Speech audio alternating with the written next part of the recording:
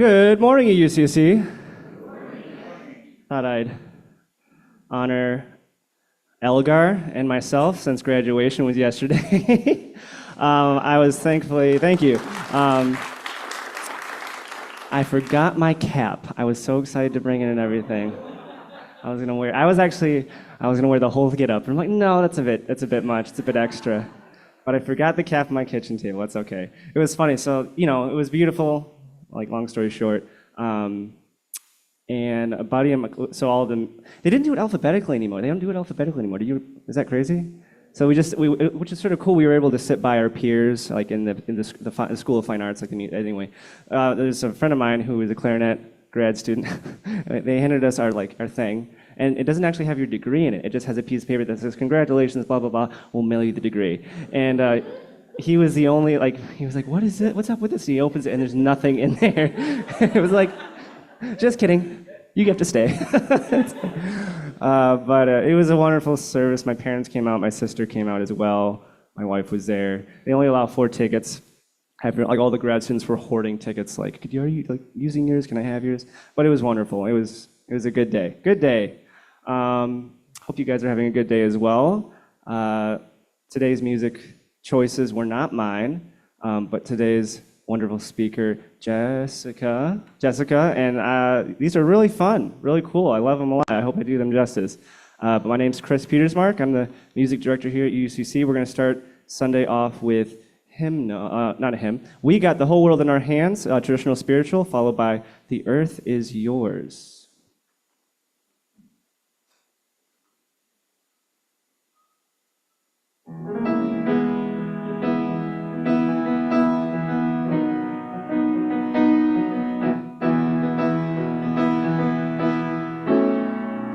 We got the whole world in our hands. We got the whole world in our hands. We got the whole world in our hands. We got the whole world in our hands.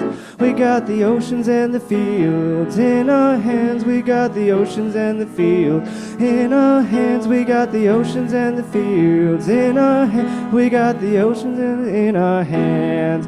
We got the birds and the bees in our hands. We got the birds and the bees in our hands. We got the birds and the bees in our hands. We got the whole world in our hands.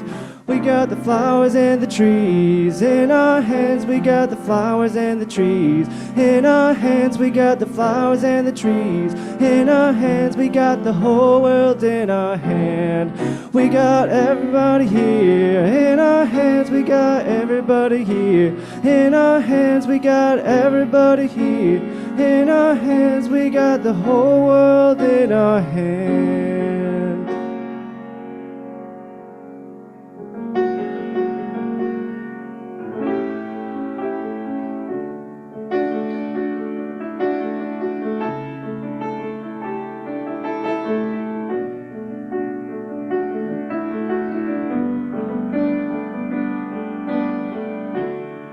Your voice, it thunders, the oaks start twisting, the forest sounds with cedars breaking. The waters see you and start their writhing. From the depths a song is rising. Now it's rising from the ground. Holy, holy, holy, holy Lord. The earth is yours, and singing holy, holy, holy, holy Lord. The earth is yours. The earth is yours. Your voice, it thunders, the ground is shaking, the mighty mountains now are trembling. Creation sees you and starts composing. The fields and trees, they start rejoicing.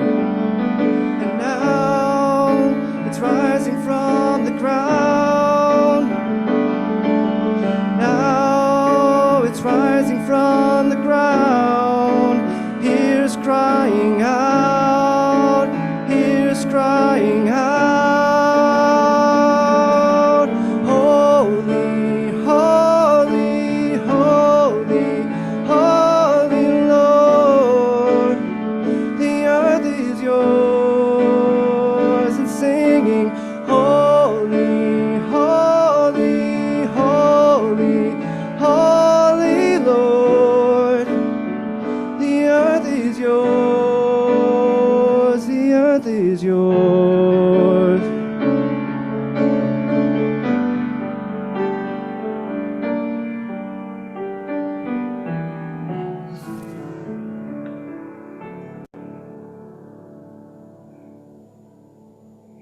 Thanks, Chris. Good morning, and welcome to UUCC. I'm Regina Nelson, your lay leader, and I'm thrilled to see everyone here, whether you're in the sanctuary or joining us on Zoom or YouTube. If you're in the sanctuary, be aware that this service is recorded for YouTube. There are tables at the back if you prefer to avoid appearing on camera. Please refrain from talking during the recording to avoid unintentional broadcasting, and switch your cell phones to airplane mode for smooth streaming. Visitors can explore literature about our UU faith in the entrance and in the community room. You can also join our Zoom social time after the service. Discover more about our church, programs for children and youth, and weekly opportunities to connect with us on our website, uucommunitychurch.org. Situated on Shaver Road in Portage, Michigan, our church on the ancestral lands of the Peoria and Potawatomi people proudly displays a rainbow flag and Black Lives Matter sign, symbolizing our inclusive community dedicated to creating a just and sustainable world. We are a community on diverse spiritual journeys, and we enjoy hearing differing points of view from our minister, Reverend G. Ludwig McCartney, guest ministers, lay leaders, and guest speakers.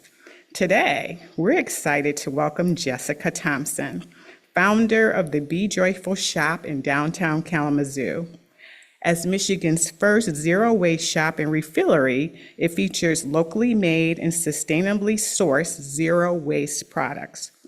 Jessica's upbringing spent off the grid, without electricity, indoor plumbing, or running water, instilled in her a deep sense of sustainability. Though she embraced modern conveniences during college, parenthood made her aware of the waste and plastic pollution they generated. Motivated by a desire for accessible, affordable, earth-friendly solutions, she founded the Be Joyful shop to empower individuals to make positive changes for both people and the planet. Finally, thanks to everyone contributing to this morning's service: our greeters, musician, tech team, coffee host, RE volunteers, and each of you. Your presence and contributions are truly appreciated. Now it's time for some announcements. This Sunday is your last chance to contribute to our generosity collection for community homeworks, supporting low-income homeowners. You can give by check, and then in the memo line, write Generosity Sunday, or online via the church website or the Vanco app, selecting Generosity Sunday from the menu. Thank you for your support. Join us for our first Saturday game gathering on May 4th from 3 to 6 p.m. with pizza provided. Bring your favorite game, drink, and food to share, and contact Miriam for childcare needs. Next Sunday, May 5th at about 11:20 a.m., we're hosting a budget roundtable to review the proposed 2024-25 church budget. Treasurer Tammy Brozovich and board members will guide us through it, with copies emailed today and available at the welcome desk. Contact Miriam if you need a paper copy mailed to you. Our final Thoughtful Thursday for the church year is on May 9th at 7 p.m. on Zoom, featuring a representative from Compassion and Choices. Note that this event won't be recorded, so join the Zoom call to participate, and you can visit our website for login details. Now it's time to light the chalice. Today, globally, Unitarian Universalists continue to light the chalice. As truth seekers, we pursue a resilient truth that withstands questioning and doubts. The flame serves as a constant reminder of our shared values, bringing them to life in our community.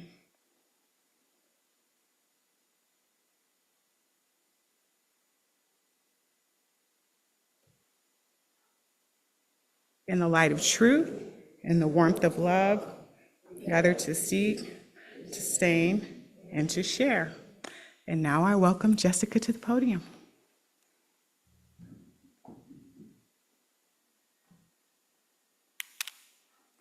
Thank you so much. We will be doing our reading first. Pull it up here really quick. All right, so this is Every Day is Earth Day by Kelly Roper. Every day is Earth Day, or at least it should be. We should take steps every day to save our planet, don't you agree? Try walking when it's practical and skip driving a car. It will help cut down on emissions and raise air quality by far. Reuse, renew, recycle. Think of how much you throw away. Our Earth can only hold so much trash. One day, there'll be the devil to pay. And when it comes to littering, it's not enough to clean up after yourself. Leave places better than you find them and pick up litter left by someone else. Don't spray your garden with pesticides. Protect the birds and bees. Choose natural ways of deterring pests that won't carry poisons in the breeze. These are easy things we all can do to protect the earth for future generations. If we continue to ignore all the warning signs, we'll face sad and irreversible ramifications.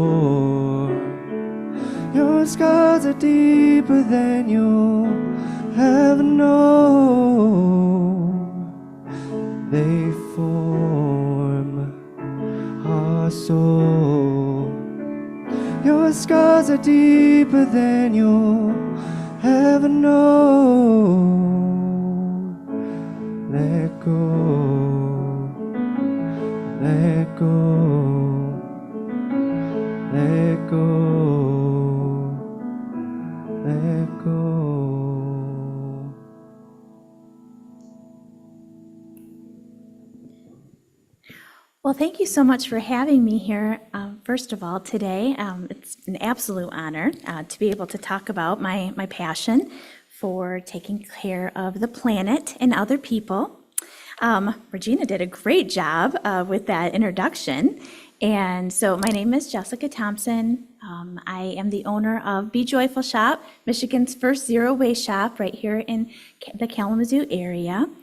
And our story, which she highlighted there, helps to share kind of where I come from and also why my passion is as strong as it is.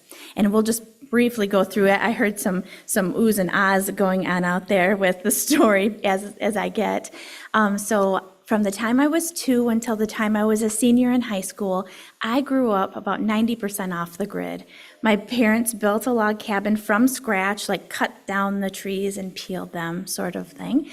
And we did not have indoor plumbing, running water, electricity. We didn't have any of that growing up. Until my senior year, we got a toilet inside the house and a bathtub. It was very exciting. We still had to heat the water though on the stove and pour it in, so it wasn't that cool.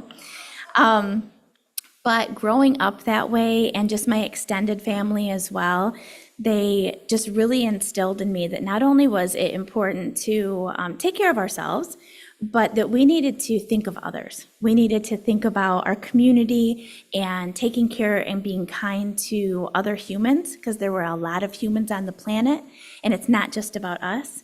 And then also taking care of the planet. Turns out we only have one of these that we can all live on, so we should probably do the best that we can with it. And so that's how I grew up. And like Regina said, when I came here to go to college, I really, really like convenience. It's nice to be able to not burn yourself when you're trying to turn on a light or get up in the middle of the night and have to go outside in the snow to use the restroom. So those are really handy things. But one of the things that comes with that convenience sometimes is excessive waste. And because we're just so used to it, right? And so I go to college and I'm really enjoying all of the modern amenities. Fast forward a little bit, I got married, had 7 kids, not 7, I had 5 kids in 7 years. I mean, I have 8 now, but at the time I had 5 kids in 7 years, which is still like enough. And unfortunately, when the youngest was 2, got divorced. And so I was a single mom for the next 12 years of my 5 kids with little to no help at all. So things were a little rough. At one point, we were living in a 2-bedroom apartment, the 6 of us, and we did the best we could. But in the midst of that, as a mom, I wanted to do the best I could for my family. I wanted to give them the best foods we could. I wanted to give them the best products that we could. And I'm sure you all know organic food, good products, those all cost a lot. They can slap a label on that, and then all of a sudden it's like, oh, it's organic, it's natural, it's 5 times the amount that the other junk is, right? So it's really, really difficult. But I wanted to do those things that were good, and so we would scrimp in other places so I could give them better foods. This was about the same time the kids are getting older, and they're starting to come home and tell me, oh, did you know how bad plastic is? And I'm like, yeah, I know. I'm well aware. Did you know about this garbage and that garbage and all these chemicals? And I'm like, yes, I know. Well, what I didn't know, because in my brain, I was thinking of the waste, right? That was instilled in me. Reuse, reduce, recycle, like the 3 R's, right? And I started looking at some of the things they were bringing home, and I started researching and doing my own checking. And it's not just the waste. It's all of the bad chemicals and all of these things that when that plastic wrap touches the food, now it's breaking off those nanoparticles and now we're eating them, and all of those plastic things are messing. There's hormone disruptors in there for all of my little bodies, all of my little people that are growing. And I was like, oh my gosh, this is horrible. We have to do something. What can I find? What can I do to change that? So I started looking. I couldn't afford any of the things. There were stasher bags and there were bento boxes and this and that. I couldn't afford any of it. It was ridiculously priced. Now multiply that by 5, absolutely not. So I kept looking and looking and looking. I went to wax paper at one point, but then I found this product in Australia. It was really cool. It was a reusable food wrap, and again, couldn't afford it. I think it was $30 for one at this point. And then add on shipping from Australia. Apparently that's ridiculous. So I started looking into that because that one intrigued me the most. It looked very natural, and I figured out I could make them. So we started making them. That was our first product, the reusable food wrap. It's cloth and wax and oil. It's actually the process that they mummify people with. So I would always say, if it's going to keep a mummy looking that good, it's going to keep an avocado for a week. So, and they worked really, really well. And my kid, we went and got all the fabric that they wanted, and we started making this product. And all of the kids' teachers started, when you have 5 kids, everybody knows you. And in the schools. And so they started reaching out, and they were like, what is this? The kids said, you guys made these. We want them. You should sell these. Like, they all knew we needed some help. And I was like, oh my gosh, really? And so we started doing that. We went to craft shows and all of these things, and that's how the business was born. And it was just amazing. So not only were we doing something that was good for our family and cutting down on that, not only the plastic waste, but all the bad chemicals going onto our food and the microplastics and all of that. Now we were starting to help the community to do the same thing. And it was thrilling. It was thrilling to me. It was thrilling to my kids to see that. They were the best little salesmen at those tables. And it was really, really cool. So why is this such a big deal? And because plastic pollution is ridiculous, to be quite honest. It's a global epidemic. It's harming our ecosystems, our wildlife, our health, and we have to do something about it. And I know people are constantly saying, I'm just one person, it's not going to make that big of a difference. 7 billion people are saying the same thing. But like if one person stops doing it, then maybe your friend will stop doing it, and then you can get your neighborhood to stop doing it, and then their kids in a different neighborhood, and now we have this amazing thing that's going on with all of the people, right? And if you just did one thing, it would make a difference. They're estimating that by 2050, which is really not, I mean, it's 2024, 2050, plastic will outweigh all the fish in the sea. I know. I don't like to be all gloom and doom. Sometimes we have to share the facts, though. We like to be joyful, right? 100% of the plastics that we have created are still here. They're still in existence, and they're increasing by just ridiculous numbers. The hormonal and chemical effects are just increasing to our water systems, the air, and our bodies too. So the impact of that, plastic waste makes up 80% of all marine pollution. 10 million metric tons of plastic ends up in our oceans each year. Closer to home, 22 million pounds ends up in our Great Lakes. Those are our Great Lakes. That makes me so sad. And we are eating a credit card's worth of plastic each week. Each one of us in this room. All of the people out there. A credit card's worth of plastic. Oh, wait, I brought my thing. Credit card's worth, right? Like, that is insane. If you were to be like, hey, could you eat this? Absolutely not, right? But like, that's what we're doing every week. So that was a lot of gloom and doom. I could continue to go on and on and on, but I really try not to be a Debbie Downer about those things.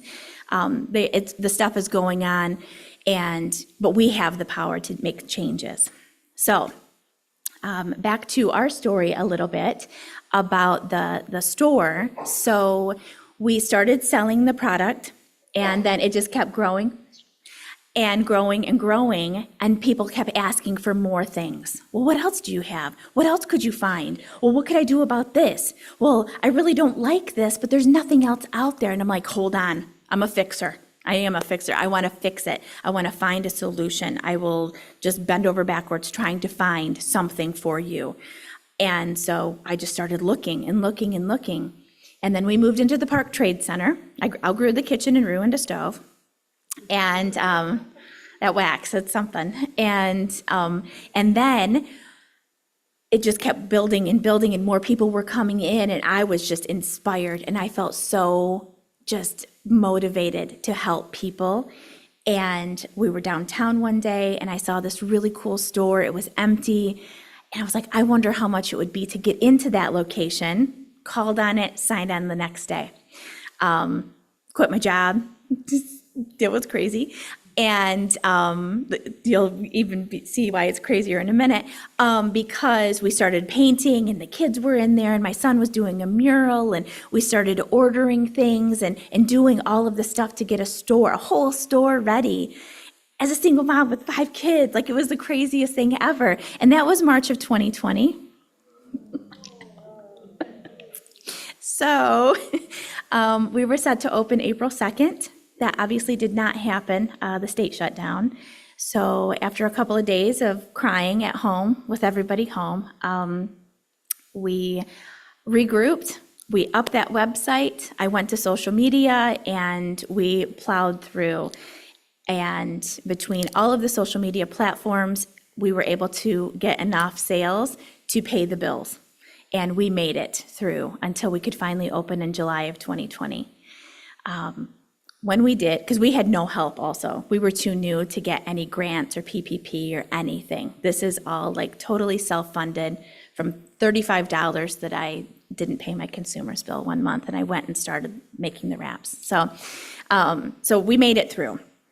And then when we did, we started having people drive from out of state to come visit us. This was also COVID times, so people had a little bit more time and they were trying to be safe about the traveling. So, the family that got in their RV and they were just like, hey, we're not working, the kids don't have school, we're gonna travel and safely see as much as we can of the country. And this family traveled from Washington, this is one of my favorite stories, from Washington State, and they were going to Maine. And they showed up at the store and they're telling, oh yeah, this is what we're doing. And I was like, that's so cool. What brought you to Michigan? Like, are you going to see the lakes? Are you going to see, the national parks? Like, what are you doing? And they were like, no, we came here to see you. It was great. Their 2 teenage daughters had seen us on social media and they wanted to come visit. So we had a bigger reach. Our sales are global, and so it's just really cool to see all of the people, that are making changes. So it has grown from our one little product. We now have over 500 products in our store. We have 65 vegan, clean, and concentrated refills where you can bring in your own bottles and containers into our store and fill them up and take them home and use it and bring it back and fill it up and take it home. So instead of going to the store and buying more trash, you can just fill it back up, which is really cool. And that can be anything. If you've got a Tide bottle or a Dawn dishwashing, or you got a little honey bear you want to put some shampoo in, you can do that. Go. A wine bottle, like we have people, sour cream, like all of the containers you can bring in and fill up with whatever you want. We have 20 free community recycling programs we offer to the community for hard to recycle items as well. So just strange things, mascara wands and wine corks, oh my gosh, broken markers, crayons. Oh, the styrofoam, yes. We collect EPS styrofoam. After 4 years, the city of Kalamazoo has actually partnered with us and they help us with that now. So instead of me hauling it in, my little van over to the semi at Mayor's Riverfront, they come and pick it up from us now too, which is great. So they do that collection at Mayor's Riverfront Park 4 times a year, and we collect it the rest of the time for the community. So as you can imagine, we have a basement filled with styrofoam all the time. So, but it's great because otherwise it would just be going to a landfill. Now we make 80 products in-house instead of just the one. So we were having a hard time with some greenwashing companies that were out there. We thought it was a good company, found out that maybe it wasn't. We were like, forget this, we're gonna make it ourselves. We know where the products come from, we know the ingredients, we make it, and then we give it to everybody to use. So what our future is, when I was growing up, it was the 3 R's, and now there's like 10 R's, and we want that first one to people to remember is refuse. Refuse should be our first R. Saying no to the plastic as much as you can, if you're able to, that should be your first R, is to say, nope, I don't need that bag. Nope, I don't need that straw. I'm gonna take that without the packaging if possible. I'm gonna choose this product over that one because of how it's wrapped, those types of things. We want to help to clean up marginalized communities, decrease illness, and just really start to repair what we've done, even if it's just in our hometown.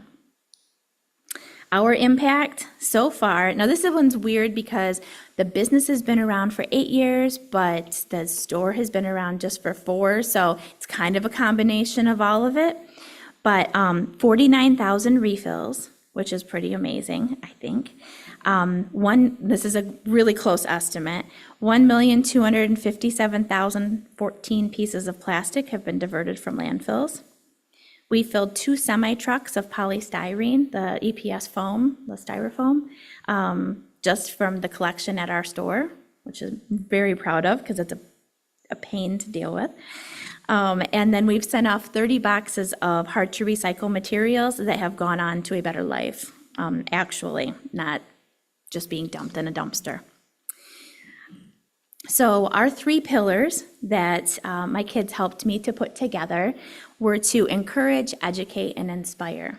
So we want to encourage people to make one change. You don't have to make 50. You don't have to go into your house and be like, oh, we're getting rid of all of this stuff. We just want you to make one change. Go home, look at what you've got in your house, and just use up what you have first. That is the main key, right? Don't pitch it, because that's not helping the situation. Use up what you have first, and then just make one change. And then when that change feels super comfortable and you're like, no, that's just what I do. I'm cool like that. I do that. Then make one more change, and then just continue that forever. Encourage people to do their best. That's really, really important to me. So back in the day when I was trying to make all of these good things, do all these good things for my children, I had such eco guilt and I had such mom guilt. I can't believe I've let all of this stuff happen. Oh, I'm such a bad mom. Oh, we're using 5,000 plastic baggies in a school year for my kids' lunches. Literally, that's what we were using. I felt so bad. Oh, no, I was doing my best. And then I changed and I did better. So just do your best. That's all that anybody can ask for. And then encouraging people to think about the start of a product from the life of a product. So from start to finish, what's that look like? If I buy this, what am I going to do with it at the end of its life? Can I recycle it for real? Can I reuse it in my house? Or is this just going to go into the trash? If you're making a product, we have lots of entrepreneurs in this town, turns out. What does that look like? Your packaging, how you make it, what's that product? Thinking about it from start to finish. You might have a great idea, and then you're like, oh, I need to put cello wrap on it, and I need to put this thing on it, and it looks pretty, but is it necessary? Because it's just going to get thrown out. So I help a lot of small business startups thinking through those steps, because sometimes that's just, again, convenience and what we know. It feels like I should wrap it like that. It feels like I should put this stuff in it to make it pretty. And we found that, we hardly have any packaging in our store, and people don't have any problem thinking it's pretty cool stuff, which is nice. Educate is our next one. Educate on the harmful effects of plastic, not only the waste of it all, but just the effects on our bodies. Just all the chemicals and all of that, and then educating on the alternatives, because it turns out there's alternatives for almost everything that you can find at Meijer. You don't have to do that. And making things affordable and accessible, because that was one of the huge issues that I had, was that I couldn't afford those things, and it broke my heart. And I don't want anyone to feel like that when they're coming into our shop. You should be able to come in and at least get something, or come back in 2 weeks and be like, oh, I can get that now. Everything is extremely affordable, to the point where people are like, you should raise your prices, you need to be making some money. And I'm like, no, that's not it. So we have to pay the bills, but we keep it very, very, very low. And then inspiring people through our personal story, my kids' journey, and just, doing the best that you can with what you have. So our name, I think it's important to share, is a great story, because we won't get into all the deep, dark details, but I've had a really not pleasant life, and some points of it where some really horrible things have happened to me from childhood through adulthood. And every single time one of these traumatic experiences happened, I would talk to my grandmother, and I would call her. My parents weren't necessarily the best support system, but my grandma was great. And I would call her and I would tell her, and I'd be sobbing, and I couldn't believe this happened, and what am I gonna do? And she would listen, and then she would talk, as grandmas do, and then she would always say, Jessie, I want you to be joyful and hope, honey, that things are gonna get better. And I would be patient in all of these horrible times, and be faithful in prayer. And she would just tell me that, and I'd always be like, oh, thanks, Grandma, that's great. I'm like dying inside, and this is what she's telling me. It didn't make sense as a child and as a teenager. And then as I got older, I was like, oh, I kind of get it now. Like, I kind of get it now. So that saying, that verse has been just ingrained in my brain.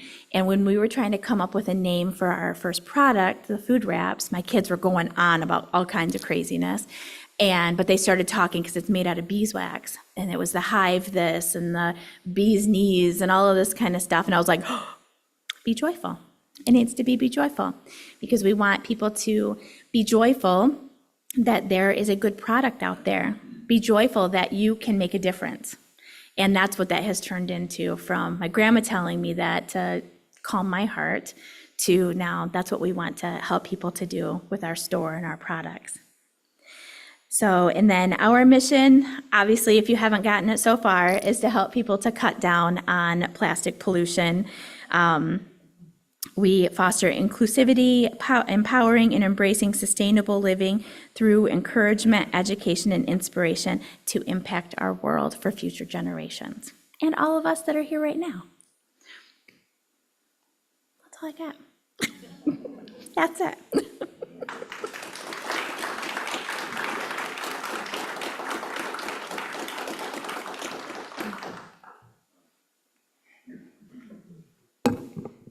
Thanks, Jessica, for encouraging, educating, and inspiring us through your story and your store. So she'll be here after the service to do Q&A so we can get more information, but it was wonderful. Thank you.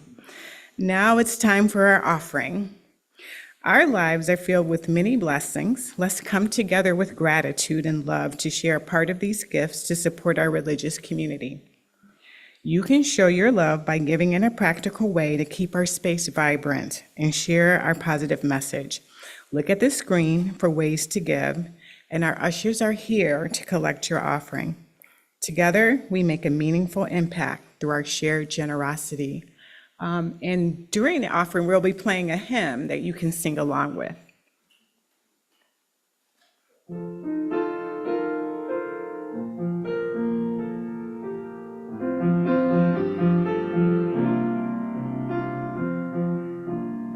Joyful, joyful, we adore thee, God of glory, God of love.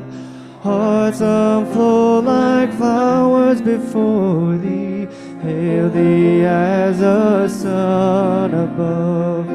Melt the clouds of sin and sadness, drive the pain of doubt away.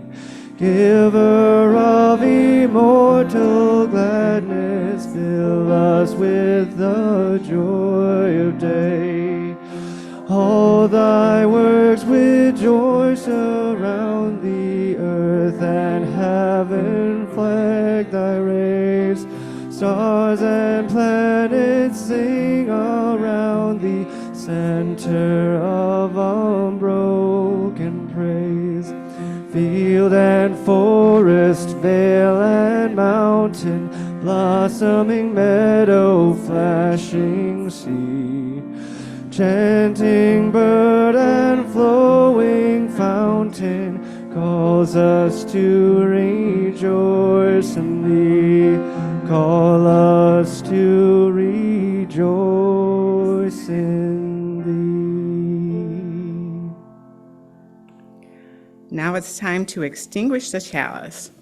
As we extinguish the chalice, let us remember to keep the flame awake and alive in our souls, and let the light of the chalice bind us together, showing us the way.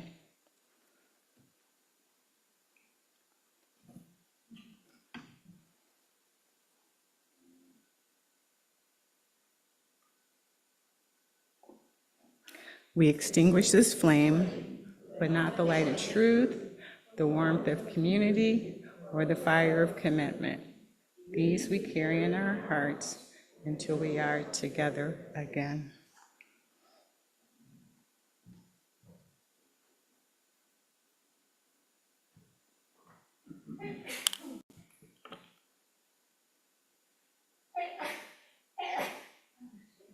Bless you. So I just wanted to leave you with this. This is something that we have written as you're walking out of our door to the shop. And this comes from when my children were little. And I know people say this all the time, but for us and our family, it holds special meaning. And so when my kids were little, I made a game of, I would tell them to leave it better than they found it. So if they were going to a friend's birthday party, I would say, I want you to find one special thing that you can do to help out that mom or dad or grandma or grandpa. You know, after the party, there's always a mess, right? And do one special thing. It's your secret mission. Especially my boys especially really love that. And so they would do one secret thing to help out. Or they would go to grandma's house and they would do one special thing to tidy up or do something pretty. They would get flowers and leave them in the living room or something.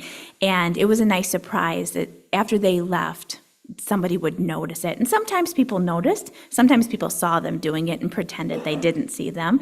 And sometimes they were like, who did this? Whoever did that, that was so nice. And it was just something nice, again, to try to help my children learn from what I grew up with. It's not all about us, to do something nice for other people, and you don't always have to be praised for it, right? And so that's turned into something that we say at the store all the time, and we have it written on our door, and it's to leave it better than we found it. So let's leave the world better than we found it, and be joyful and hopeful knowing that there are people actively making positive changes every day.